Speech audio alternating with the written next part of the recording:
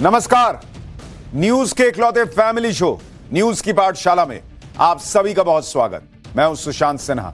ये वो पाठशाला जहां सबकी क्लास लगती है और खबर का हर चैप्टर इतने विस्तार से खुलता है कि आप उस खबर के मास्टर होकर निकलते हैं। और ऑपरेशन सिंदूर पर टाइम्स नाउ नव भारत ने आपको हमेशा देश हित से जुड़ी खबरें बताई, सबसे पहले बताई। और आज भी पाठशाला में ऑपरेशन सिंदूर पर हम सबसे बड़ा खुलासा करने जा रहे हैं। आज ऑपरेशन सिंदूर की सीक्रेट फाइल्स हम खोलने जा रहे हैं। पाकिस्तान की पिटाई तो सब देख चुके, लेकिन इस पिटाई की प्लानिंग कैसे हुई थी, इस प्लानिंग के बाद एग्जीक्यूशन कैसे हुआ था, एक्शन कैसे हुआ था, इसकी एक्सक्लूसिव डिटेल आज पाठशाला में हम आपको दिखाने जा रहे हैं। यानी ऑपरेशन सिंदूर प्रधानमंत्री नरेंद्र मोदी के दिमाग में कब आया था और कहां तक पहुंचा, कैसे पहुंचा, वो डिटेल जो आपने आज तक नहीं सुनी। और ये एक्सक्लूसिव डिटेल्स हमने टॉप सोर्सेस से जुटाई हैं, क्योंकि इस तरह के जो ऑपरेशंस होते हैं उनकी कोई फाइल्स किसी के सामने नहीं आती बॉस। ये सारी जानकारियां सोर्सेस के हवाले से मिलती हैं, आपको जुटानी पड़ती हैं, कोई फाइल खोलकर नहीं रख देता। ये सारी जानकारी उन्हीं लोगों को पता होती है जिन्होंने ऑपरेशन को करीब से देखा होता है, उसकी प्लानिंग और उसके एग्जीक्यूशन को देखा होता है। हमारे पास ऑपरेशन सिंदूर की हमारे टॉप सोर्सेस के हवाले से ऐसी ऐसी डिटेल्स आई हैं जिनके बारे में अब तक देश नहीं जानता। हमारे पास ऑपरेशन सिंदूर की ऐसी ऐसी जानकारी है जिन्हें सुनकर पूरा देश चौंक जाएगा, क्योंकि आज पाठशाला में हम आपको बहुत कुछ ऐसा बताने वाले हैं जो देश को नहीं पता। पहलगाम हमले के कितने घंटे के अंदर ही पीएम मोदी ने पाकिस्तान पर एक्शन को हरी झंडी दे दी थी। आज हम आपको बताएंगे कि पीएम मोदी ने कैसे पाकिस्तान पर हमले की पूरी प्लानिंग फाइनल की थी। हम आपको बताएंगे कि पाकिस्तान पर हमले के लिए कितनी सीक्रेट मीटिंग्स हुई थी। पाकिस्तान पर हमले के लिए भारत के पास प्लान ए, बी, सी कितने प्लान तैयार थे और वो प्लान कैसे बने थे। आज आपको बताएंगे कि ऑपरेशन सिंदूर के प्लान को आखिरी वक्त में क्यों बदल देना पड़ा था। आज आपको बताऊंगा कि भारत ने पाकिस्तान के एयरबेस के साथ उसके कितने फाइटर जेट तबाह कर दिए जिनके बारे में दुनिया को अब तक नहीं पता है। आज पहली बार आपको पाठशाला में पता चलेगा। आज आपको बताऊंगा कि 90 मिनट में ऐसा क्या हुआ था कि पीएम मोदी ने सबसे फौलादी फैसला ले लिया था। आज आपको बताऊंगा कि पाकिस्तान के परमाणु अड्डे फोड़ने का सच क्या है। आपको यह भी बताऊंगा कि बहावलपुर में जब जैश के हेडक्वार्टर पर हमला हुआ था उस वक्त मसूद अजहर कहां था और उसका क्या हुआ। आज आपको बताऊंगा कि कैसे पीएम मोदी ने पाकिस्तान की परमाणु धमकी को जड़ से खत्म कर दिया है। यह सारी ऐसी जानकारी है ऑपरेशन सिंदूर की जो हम टॉप सोर्सेस के हवाले से एक्सक्लूसिव जानकारी लेकर आए। और आज ऑपरेशन सिंदूर की शानदार कामयाबी दुनिया देख रही है, लेकिन इस ऑपरेशन के पीछे क्या क्या हुआ पहली बार दुनिया देखने जा रही है। प्रधानमंत्री नरेंद्र मोदी ने देश के नाम संबोधन में कहा था कि जब देश एकजुट होता है, नेशन फर्स्ट की भावना से भरा होता है, राष्ट्र सर्वोपरि होता है, तो फौलादी फैसले लिए जाते हैं। ये फौलादी फैसले ही थे जिससे पाकिस्तान ने ऑपरेशन सिंदूर के 3 दिन में ही सरेंडर करने पर मजबूर कर दिया पाकिस्तान को। लेकिन ये फौलादी फैसले हुए कैसे, कैसे लास्ट मिनट में फैसले बदले गए, कहां बैठकर सीक्रेट जगहों पर यह फैसले हुए, और 90 मिनट में ऐसा क्या हुआ कि प्रधानमंत्री नरेंद्र मोदी ने फौलादी फैसला, सबसे फौलादी फैसला ले लिया। उसकी कहानी क्या है आज आपको बताऊंगा। एक एक डिटेल आज पूरे देश को हम बताने जा रहे हैं और शुरुआत शुरू से कर रहे हैं। आपको याद होगा कि जब पहलगाम अटैक हुआ था तो पीएम मोदी सऊदी अरब में थे और उन्हें वहीं पर पहलगाम अटैक की जानकारी मिली थी। लेकिन वहां हुआ क्या था वो आपको हम बताते हैं। हमारे टॉप सोर्सेस के मुताबिक सऊदी अरब में ही पीएम मोदी ने आतंकियों को जवाब देने का फैसला कर लिया था। सऊदी अरब में बैठे बैठे इसकी प्लानिंग और टाइमिंग रणनीतिकारों के लिए छोड़ दी गई थी। यानी जिस दिन ऑपरेशन माफ कीजिएगा अटैक हुआ था पहलगाम में, उसी दिन ऑपरेशन सिंदूर की नींव पड़ गई थी प्रधानमंत्री नरेंद्र मोदी के दिमाग में। वहां सऊदी अरब में विदेश मंत्री एस जयशंकर मौजूद थे। एनएसए अजीत डोभाल जो है वो प्रधानमंत्री से यहां उनके लौटते ही मिले थे। यानी प्रधानमंत्री ने ऑपरेशन सिंदूर को अपने दिमाग में उसी दिन फाइनल कर दिया था जिस दिन पहलगाम का अटैक हुआ था। आपको याद होगा कि 22 अप्रैल को पहलगाम हमले की रात को ही पीएम मोदी सऊदी अरब का दौरा बीच में छोड़कर भारत लौट आए थे। तब देश ने वो तस्वीर भी देखी थी। पीएम मोदी की यह तस्वीर आपको याद होनी चाहिए। उन्होंने एयरपोर्ट पर उतरते ही सीधे एनएसए अजीत डोभाल के साथ हाई लेवल मीटिंग की थी, वहीं एयरपोर्ट पर। यह तस्वीर देखिए, दुनिया हैरान रह गई थी। विदेश सचिव वहां मौजूद थे, मिस्री साहब, अजीत डोभाल। पीएम मोदी के लिए गाड़ी का दरवाजा खुला, वो गाड़ी में नहीं बैठे और वो एयरपोर्ट पर सीधे वहीं पर हाई लेवल मीटिंग करने लगे थे, क्योंकि वो वहीं सऊदी अरब में मन बना चुके थे कि पाकिस्तान को मारूंगा, ठोकूंगा। ये उस मीटिंग की तस्वीर है।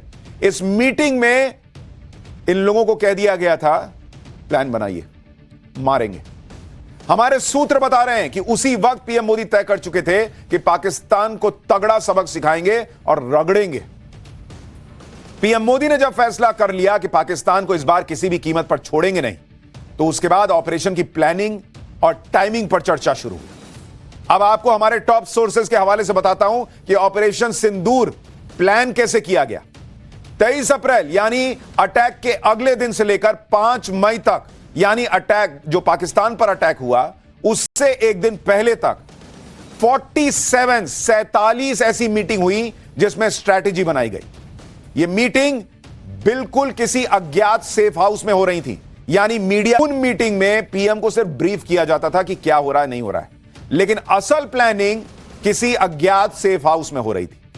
किसी को कानो कान इसकी भनक तक लगने नहीं दी गई। और आप सोचिए 47 मीटिंग हुई, 47 मीटिंग, ये हमारे टॉप सोर्सेस कह रहे हैं। उसके बाद ऑपरेशन सिंदूर जो है वो फाइनल हुआ।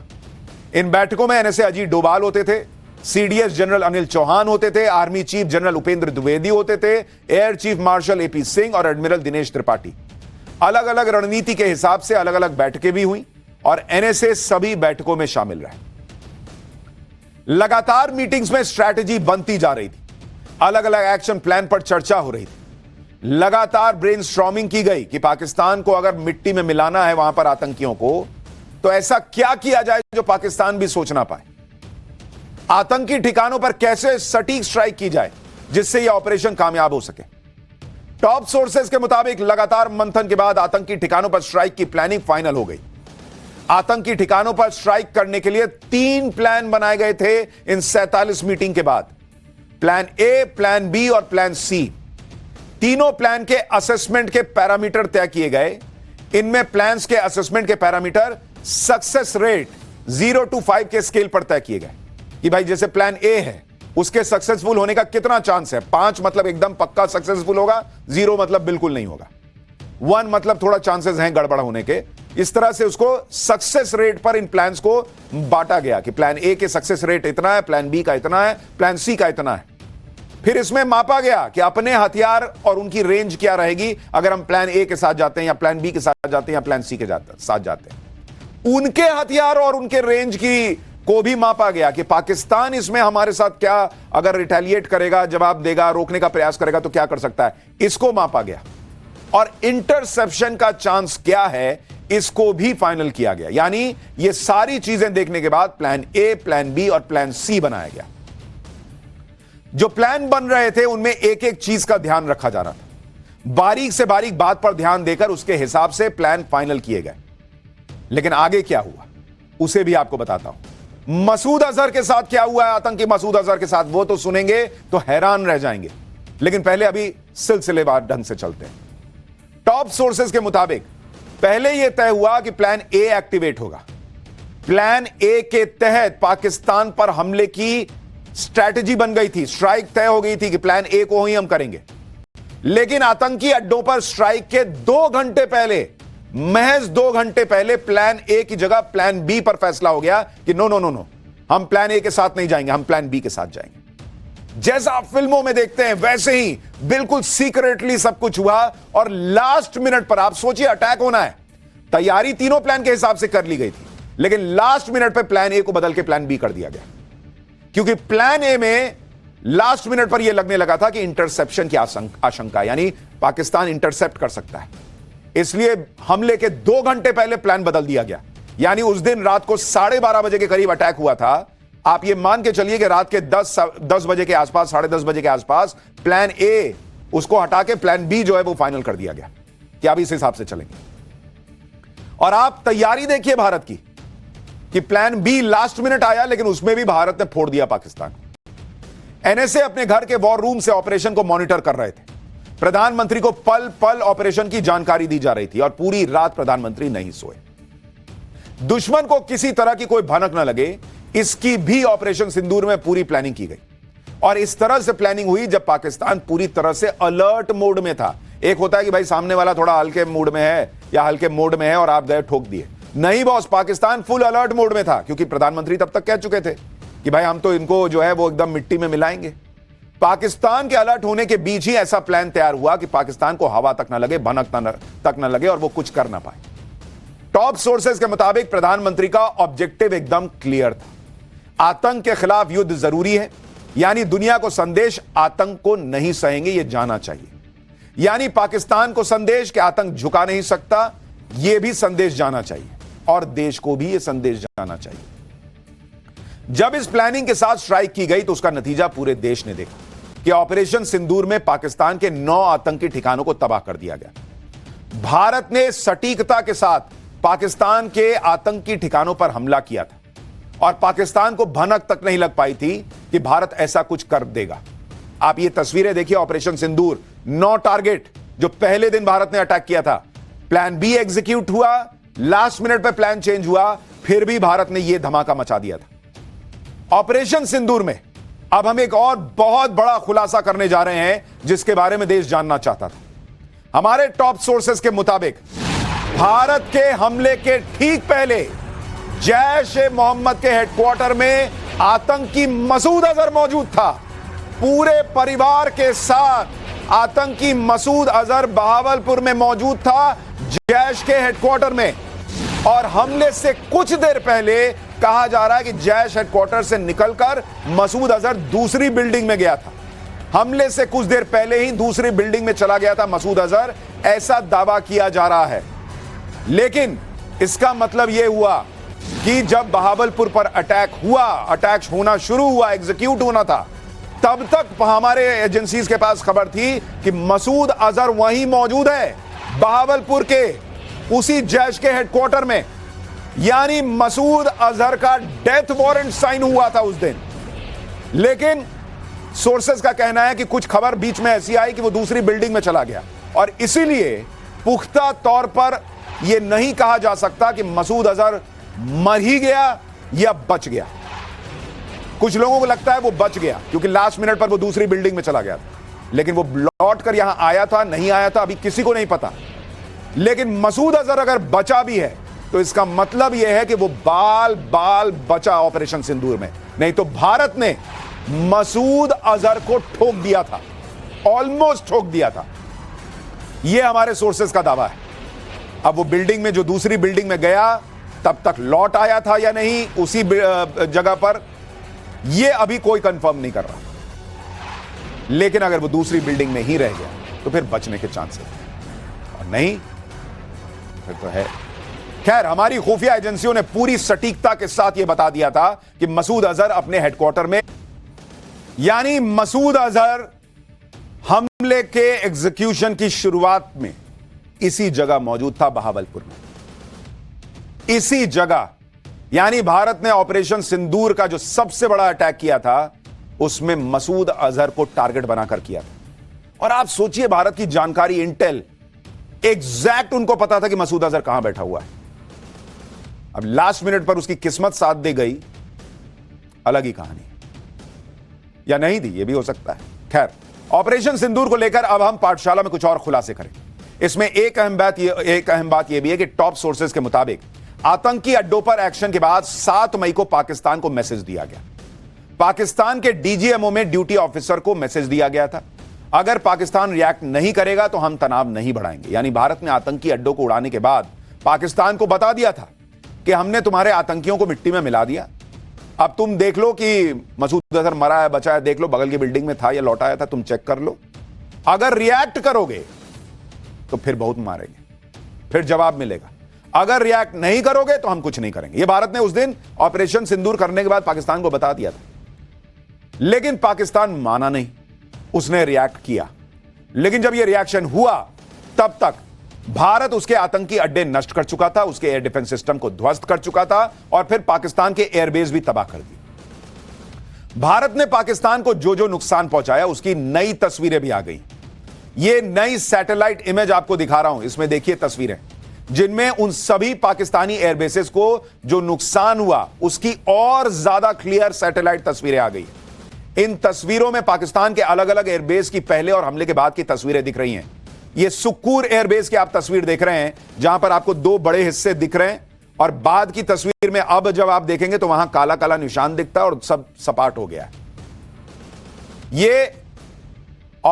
जैसे ये सुक्कूर एयरबेस जो कराची और वहां के हैदराबाद के बीच नया ऑपरेशनल एयरबेस था जहां से F-16 फाइटर जेट्स उड़ान भरते थे, उसका हाल भारत ने क्या कर दिया देख लीजिए। सरगोदा एयरबेस का भी यही हाल हुआ है। एयरबेस का रनवे तबाह हो चुका, आप देखिए एकदम क्लियर पिक्चर आ चुकी है। और ये सरगोदा एयरबेस की कहानी आगे बताने वाला हूं जो आपको अभी नहीं पता। वहां से पाकिस्तान प्लेन ही नहीं उड़ा सकता था, भारत ने रनवे फोड़ दिया।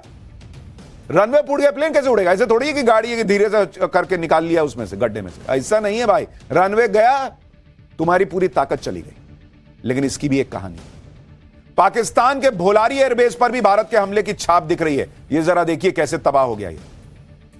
पाकिस्तान भारत के अलग अलग जगहों पर जो अपने दावे करता है कि उसने ये हमला किया वो हमला किया, उसकी एक सैटेलाइट इमेज नहीं रख पा रहा। और भारत के लिए आप देखिए कैसे कैसे एकदम क्लियर पिक्चर निकल कर आ रही है कि भारत ने कैसे मारा पाकिस्तान। पाकिस्तान के अंदर जो तबाही हुई उसके लिए पाकिस्तान ही जिम्मेदार है, क्योंकि भारत ने पाकिस्तान को कहा था कि शांत रहोगे तो हम भी छोड़ देंगे। लेकिन पाकिस्तान ने भारत पर अटैक करके पीएम मोदी का गुस्सा और बढ़ा दिया।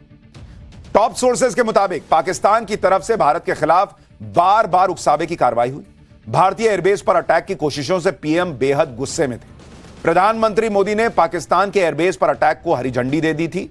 न्यूक थ्रेट पर पीएम से पूछा गया था और उन्होंने कहा था कि जहां से खतरा है उसको ही नेस्तनाबूद कर दो। यानी प्रधानमंत्री ने सबसे फौलादी फैसला ले लिया था।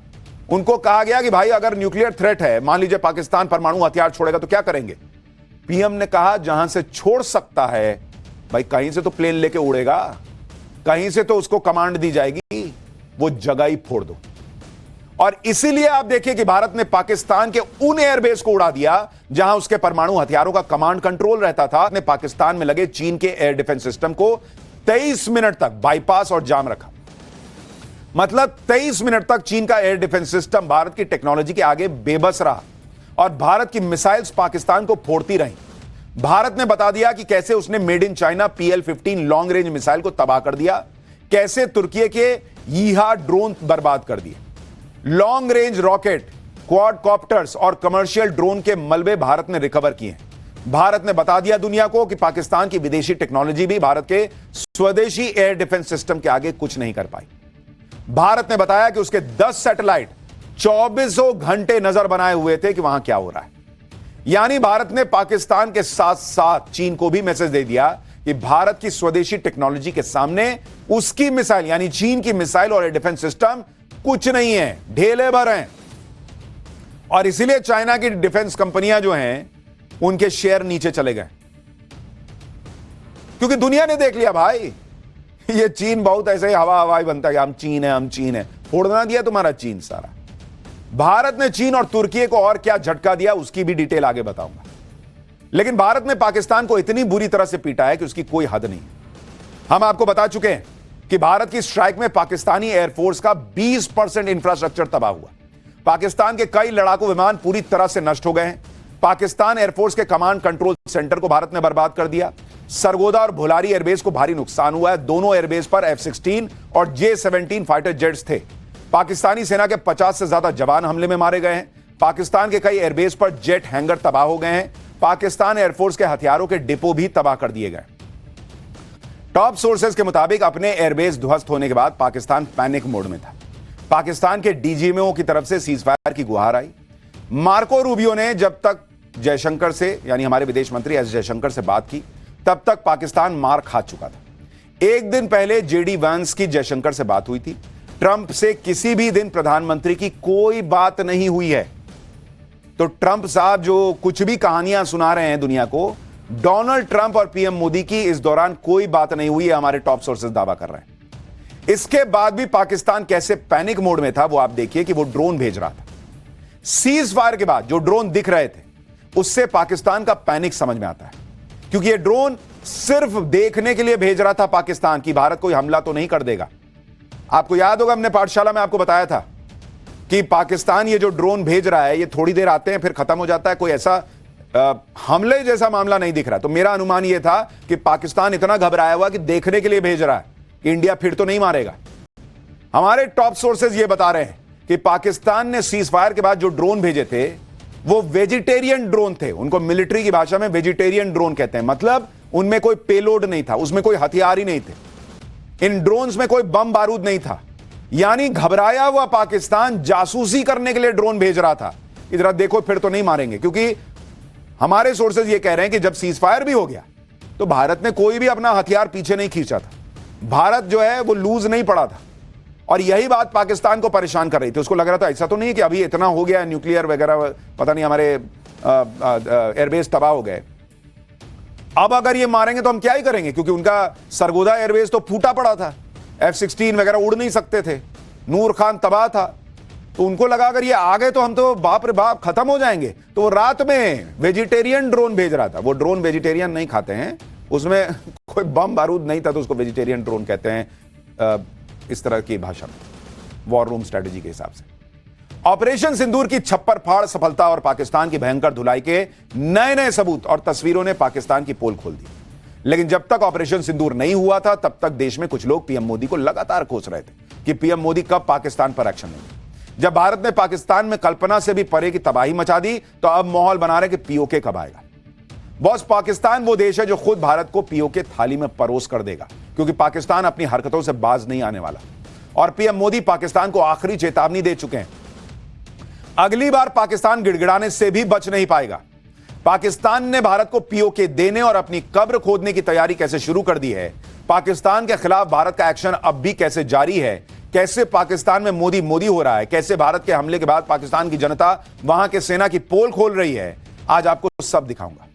पहले उसकी एक झलक देखिए।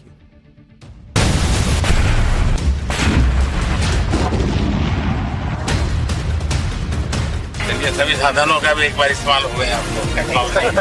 आपको लगता था सीख तो रहे, पता नहीं कब काम आएगा।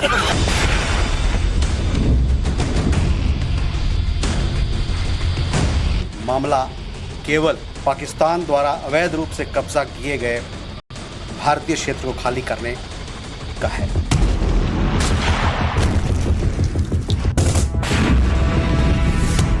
अगर पाकिस्तान से बात होगी तो पाक ऑक्युपाइड कश्मीर पीओके उस पर ही होगी। पाकिस्तानी फौज, पाकिस्तान की सरकार जिस तरह आतंकवाद को खाद पानी दे रहे हैं, वो एक दिन पाकिस्तान को ही समाप्त कर देगा।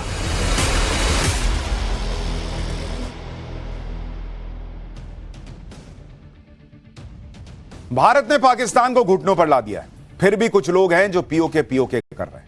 इन लोगों को समझना चाहिए कि भारत ने पाकिस्तान में घुसकर बता दिया कि भारत क्या कर सकता है। पीएम मोदी जानते हैं कि पाकिस्तान वो दुम है जो सीधी नहीं हो सकती। पाकिस्तान खुद ही अपनी कब्र खोद रहा है, भारत को कुछ करने की जरूरत ही नहीं होगी। पाकिस्तान खुद भारत को मौका देगा, आप लिख कर ले लीजिए। क्योंकि आप देखिए, इतनी जलालत और तबाही झेलने के बाद पाकिस्तान में आतंकियों का गुणगान खत्म नहीं हो रहा। आतंकियों के परिवार को 1-1 करोड़ रुपए का मुआवजा देगा पाकिस्तान। आतंकी मसूद अजहर को 14 करोड़ रुपए दिए जाएंगे, क्योंकि उसके परिवार के 14 सदस्य मारे गए थे। पाकिस्तान की सरकार तबाह हुए आतंकी अड्डों को दोबारा बनाएगी, लश्कर और जैश के मरकज का फिर से निर्माण किया जाएगा। ऐसा तो यह देश है। लेकिन अगर वो मसूद अजहर को 14 करोड़ दे रहे हैं, इसका मतलब जो हमारे टॉप सोर्सेज ने कहा था कि हमले के लास्ट मिनट पर मसूद अजहर की किस्मत साथ दे गई और वो दूसरी बिल्डिंग में चला गया, लगता है वो कहानी सही हो सकती है, क्योंकि वो जिंदा है और 14 करोड़ रुपए आ रहे हैं उसकी जेब में। लेकिन पाकिस्तान आतंकियों के परिवार को मुआवजा बांट रहा है। यह तो IMF को देखना चाहिए, दुनिया को देखना चाहिए कि इसको भीख इसलिए देते हो तुम। कि ये आतंकियों के परिवार वालों के मरने पर जो है उनको मुआवजा देगा, आतंकियों को मुआवजा देगा, उनका फिर से मरकज बना के देगा पाकिस्तान। इसलिए तुमने आईएमएफ ने लोन बांटा है क्या? पाकिस्तान के कई एयरबेस तबाह हो गए, फिर भी पाकिस्तान के नेता कह रहे हैं कि नुकसान भारत को हुआ है। पाकिस्तान में गजब पागलपन चल रहा है, सुनिए एक बार।